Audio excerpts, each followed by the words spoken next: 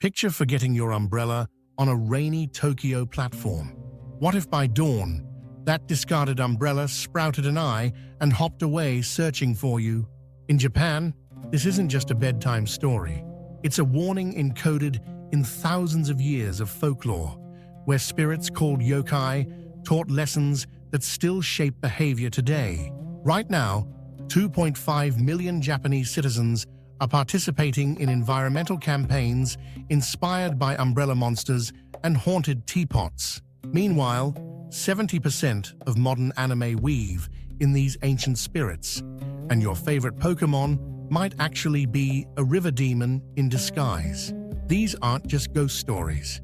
They're a sophisticated system of social control, ecological wisdom, and psychological insight that's more relevant now than ever.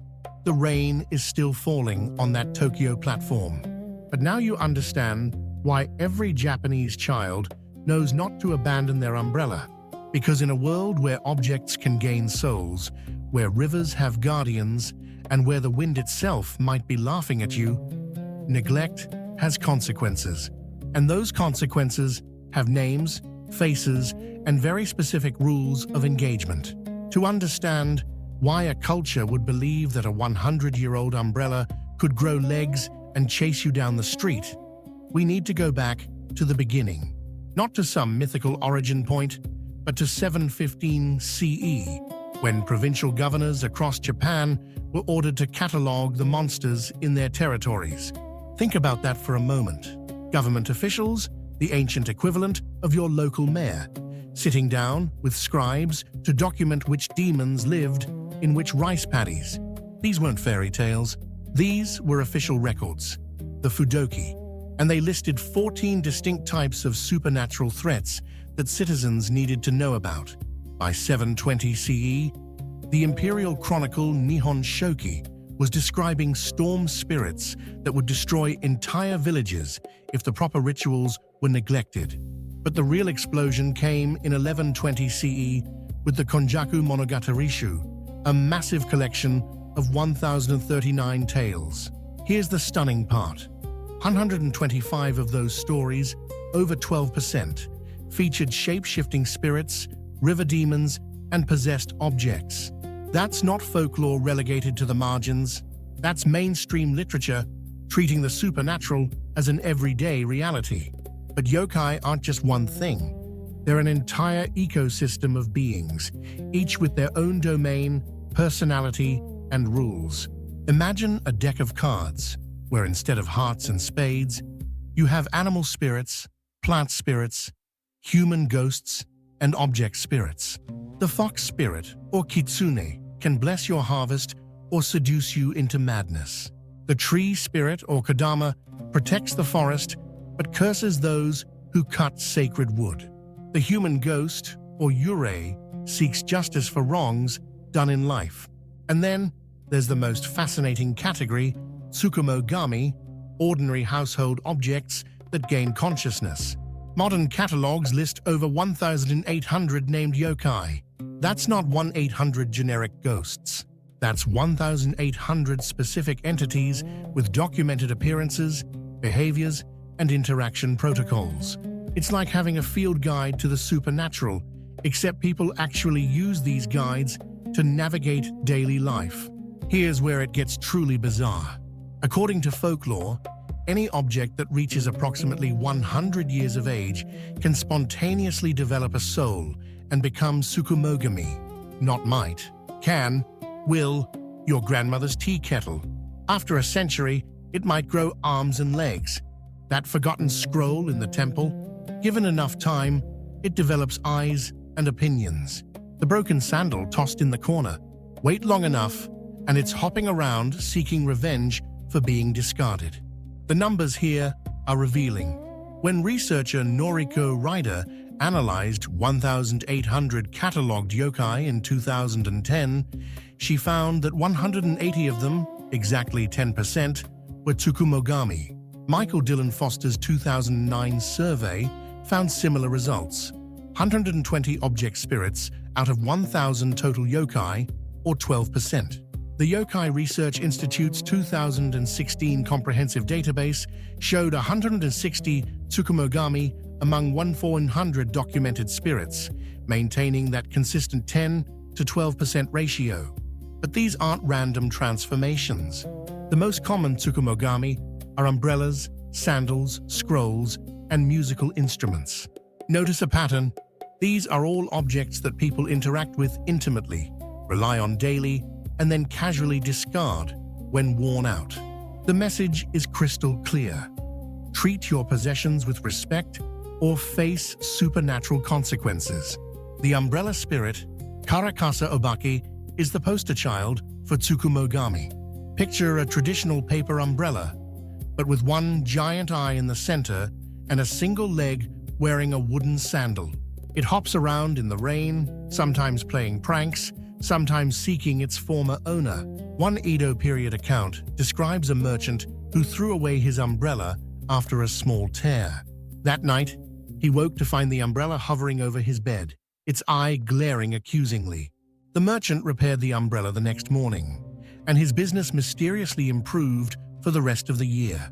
So, what were all these spirits actually teaching? When folklorist Yanagita Kunio catalogued 1-200 yokai tales in the early 20th century, clear patterns emerged. The most frequent lesson, appearing in 540 stories, or 45%, was respect. Respect for objects, respect for nature, respect for social hierarchies. The second most common theme, found in 384 tales, or 32%, was honesty. Yokai had an uncanny ability to expose liars, cheats, and hypocrites. Thrift came third, featured in 324 stories, or 27%, warning against waste and encouraging repair over replacement. These weren't abstract morals. They were survival strategies for a resource-scarce island nation. When every umbrella had to be handmade, when every tool represented hours of skilled labor, when communities depended on shared resources, wasting anything was a threat to everyone. The yokai made these practical necessities into supernatural imperatives. Take the story of the broom spirit, Harikuyo. In one tale, a lazy child refuses to help with cleaning, claiming the broom is too old and worn. That night, the broom comes alive and chases the child around the house, sweeping dust and dirt onto them until they promise to treat tools with respect. It's funny, it's memorable, and it absolutely works. Japanese households still hold ceremonies to honor broken needles and worn-out tools, thanking them for their service before disposal. But yokai weren't just about enforcing social rules. They were also ancient Japan's way of explaining natural phenomena that seemed inexplicable. When villagers heard strange laughter echoing through mountain forests, they didn't have meteorology to explain wind patterns through rocky canyons. Instead, they had tengu, long-nosed mountain spirits whose laughter rode the wind. When fishermen encountered dangerous whirlpools in rivers, fluid dynamics wasn't available to explain converging currents. But kappa were. These cucumber-loving water spirits with dish-like depressions on their heads would drag the unwary underwater unless you knew the trick. Bow politely, and the kappa must bow back, spilling the water from its head dish and losing its power. The genius of this system is that it encoded real safety information in memorable stories. Don't go near whirlpools because of kappa. Don't venture into mountains during storms because tengu are active. Don't leave possessions scattered because they might become Tsukumogami. The supernatural explanation ensured compliance far better than any rational warning could. Even more sophisticated was how yokai explained psychological phenomena. The sleep paralysis demon, Kanashibari, literally means sought bound by metal. When people woke unable to move, pressure on their chest, shadowy figures at the edge of vision, they had a name, an explanation for what we now know as sleep paralysis. The yokai didn't make the experience less terrifying, but it made it comprehensible, part of a known catalog of supernatural encounters, rather than a sign of madness or divine punishment. When sudden fogs rolled in from the sea, fishermen knew they might encounter Kujira, the ghost whale. Picture a massive skeletal whale, glowing with phosphorescent light, drifting above the waves under a full moon. Its appearance warned of coming storms or guided lost boats to safety. We now know these sightings were likely combinations of fog, bioluminescence, and whale carcasses, but the Kujira served its purpose. When you saw the ghost whale, you headed for shore. The sophistication of this ecological warning system becomes clear when you map yokai habitats. River spirits clustered at dangerous crossing points. Mountain demons appeared along avalanche-prone trails. Forest spirits protected groves that prevented erosion. The supernatural landscape was actually a safety map, with yokai serving as both guardians and warning signs. This knowledge wasn't confined to rural areas or the lower classes. By the Heian period, 60% of court prayers and rituals specifically named yokai. The imperial family performed ceremonies to appease angry spirits before construction projects. Samurai consulted spirit mediums before battles to ensure no vengeful ghosts would interfere. Even Buddhist temples, officially focused on enlightenment and detachment, commissioned 34 different Emaki scrolls depicting Oni demons enforcing karmic justice. The real explosion of yokai culture came during the Edo period, particularly through the woodblock prints of artists like Utagawa Kuniyoshi. Around 1840, Kuniyoshi created approximately 300 unique yokai designs, each printed in runs of about 500 copies. Do the math. That's 150,000 yokai images circulating through Japan. These weren't high art pieces locked in noble collections.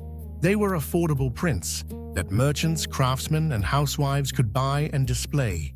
What made these prints revolutionary was their standardization of yokai appearances. Before Kuniyoshi, a kappa in Kyoto might look completely different from one in Edo. Regional surveys show up to 60% variation in yokai descriptions across prefectures. But once Kuniyoshi's designs spread, his gap-toothed, green-skinned kappa became the kappa. His one-eyed umbrella became the karakasa obaki. Mass media was creating a shared supernatural vocabulary. The timing wasn't coincidental. The Edo period saw literacy rates climb from 40% in the early 1700s to 60% by 1800. Suddenly, millions of people could read yokai stories, study yokai catalogs, and recognize standardized yokai images. The supernatural had gone mainstream, and with it came increasingly sophisticated ways to use these spirits for social messaging. But here's the remarkable thing. Yokai didn't disappear with modernization. They evolved. When Japan industrialized, new Tsukumogami appeared for new objects. The bicycle spirit, the electric fan demon, even early reports of possessed telegraphs. The underlying message remained constant. Respect your tools, maintain your possessions, or face consequences. The spirits adapted to whatever humans were using and discarding. Today's yokai presence is staggering in scope. According to researcher Susan Napier, approximately 70% of anime series feature some form of spirit creature. That's not 70% of fantasy anime. That's 70% of all anime, including high school dramas and sports shows. The supernatural is so woven into Japanese storytelling that its absence is more notable than its presence. But nowhere is modern yokai influence more obvious than in Pokemon. When the game launched, 15 of the original 151 creatures drew directly from traditional yokai. Vulpix and Ninetales, that's Kitsune, the fox spirit. Drowsy, based on Baku, the dream-eating spirit. Golduck, pure kappa, from the water typing to the head design. Millions of children worldwide are collecting and battling yokai without even knowing it. The environmental movement has particularly embraced yokai messaging. Greenpeace, Japan's 2019 campaign, distributed 50,000 postcards featuring Tsukumogami pleading with people not to create more disposable spirits. The imagery was striking.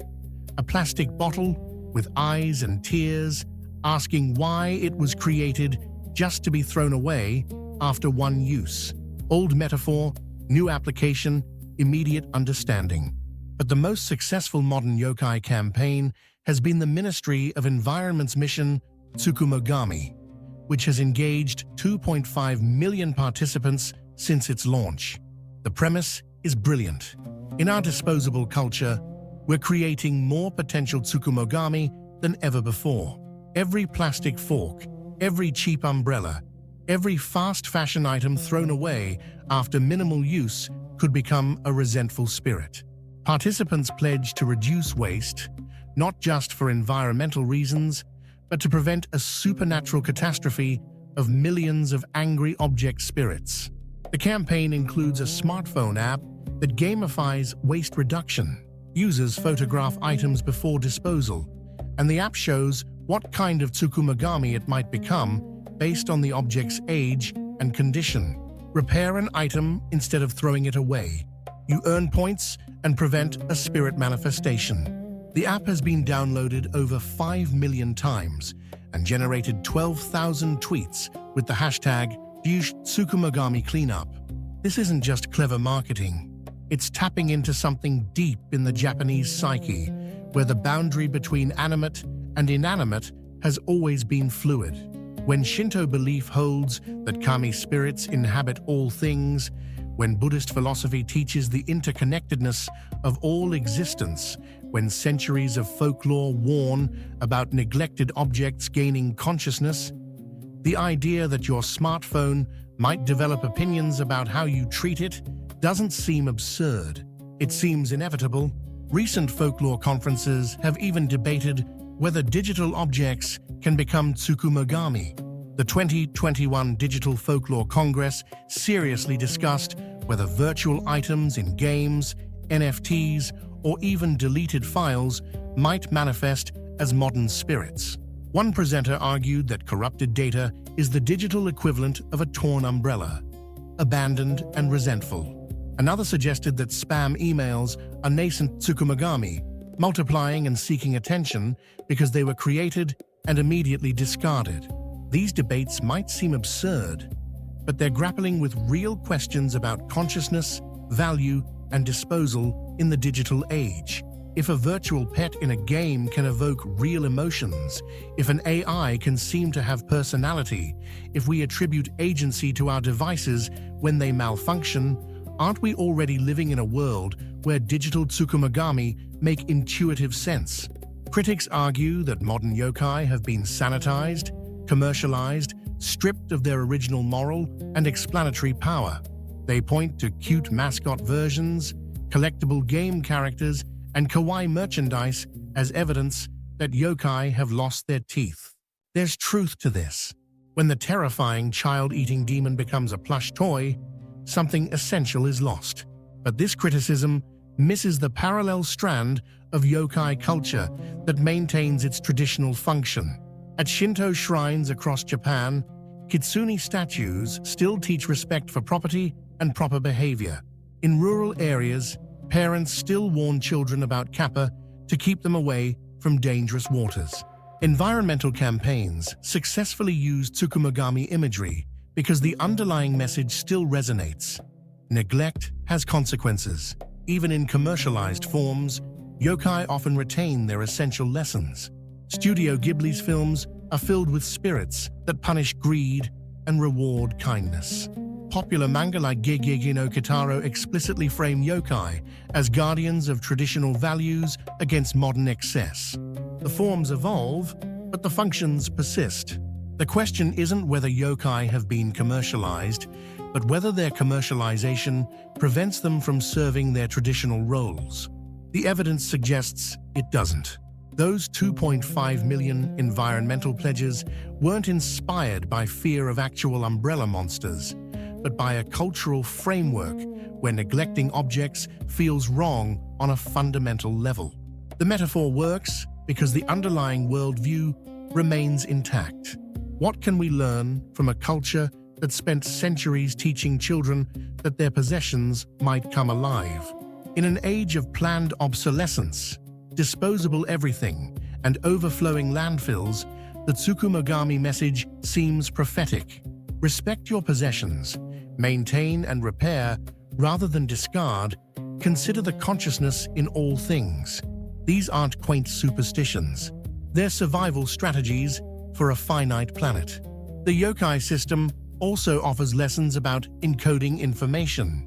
By wrapping safety warnings, social rules, and ecological wisdom in memorable, emotionally resonant stories, Japan created a distributed database of cultural knowledge that survived centuries and adapted to changing circumstances. Modern public health campaigns could learn from how Kappa stories kept children from drowning far more effectively than abstract warnings about water safety. Perhaps most importantly, yokai remind us that the boundary between rational and supernatural explanation is culturally constructed and constantly shifting. Sleep paralysis was supernatural until we understood REM cycles. Whirlpools were Kappa territory until we mapped fluid dynamics. But did those scientific explanations really replace the older ones, or just supplement them? When you wake at 3 a.m. unable to move, does knowing about sleep paralysis make the experience less terrifying than knowing about kanashibari? The yokai gave names and narratives to experiences that remain fundamentally mysterious, even when we understand their mechanisms. As our own world grows more complex and inexplicable, as we struggle to understand climate change, artificial intelligence, and digital consciousness, perhaps we need new yokai, not literal spirits, but stories that encode wisdom about living with forces beyond our full comprehension or control. The Japanese have been doing this for over 1,000 years. Their lexicon of spirits offers both warnings and strategies that translate surprisingly well to modern challenges. Remember that umbrella on the Tokyo platform? In the yokai worldview, abandoning it isn't just wasteful. It's the creation of a potential consciousness, a responsibility dodged, a relationship severed. Every object carries the possibility of awareness. Every disposal is a small betrayal. Every act of maintenance is a gesture of respect toward the animate world that surrounds us, seen and unseen. The rain has stopped now. The platform is empty, except for that forgotten umbrella, still and silent. For now, but somewhere in Japan, 2.5 million people are looking at their possessions differently, seeing potential spirits in every discarded item, choosing repair over replacement. They know what we're only beginning to remember. In a world where everything might be alive, everything matters. The yokai are still here, adapted to new forms, but carrying ancient warnings. They're in your anime, your games, your environmental campaigns. They're waiting in your closet full of barely worn clothes, your drawer of old phones, your pile of single-use plastics. They're reminding us that consciousness might be far more widespread than we assume, that neglect has consequences we're only beginning to imagine, and that the stories we tell about the world shape how we live in it. Those 1-800 named spirits in the yokai catalogs aren't relics of a superstitious past. They're a sophisticated technology for sustainable living, encoded in forms that survive technological and social change. As we face our own civilizational challenges, as we struggle with waste and neglect on a planetary scale, as we birth new forms of artificial consciousness without clear ethics for their treatment, the yokai have much to teach us. Next time you're about to throw something away, remember the Tsukumogami. Next time you hear wind laughing through buildings, think of the Tengu.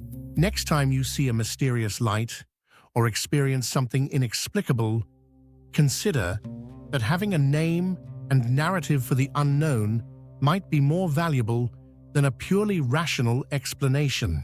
The yokai evolved to help humans navigate a complex, dangerous, animate world. That world hasn't gone away. We've just forgotten how to see it. The umbrella is still there on the platform, waiting in the pre-dawn darkness. In a few hours, The sun will rise, commuters will return, and someone might pick it up, or they might not. And if they don't, if it sits there through seasons and years, gathering age and abandonment, well, the yokai have taught us what happens next. The only question is whether we're ready to live in a world where our neglect literally comes back to haunt us. Because in the end, that's what the yokai have always been. Not superstitions or fantasies, but warnings dressed in wonder, lessons wrapped in fear, and wisdom disguised as monsters. They're still teaching if we're willing to learn. And with 70% of anime featuring spirits, 15 Pokemon based on yokai, and millions participating in Tsukumogami prevention campaigns, it seems we're finally ready to listen. The spirits have been patient. They've adapted, evolved, gone digital. But their message remains unchanged. Respect, maintain, and remember that in a truly animate universe, nothing is ever just an object, and no neglect goes unnoticed.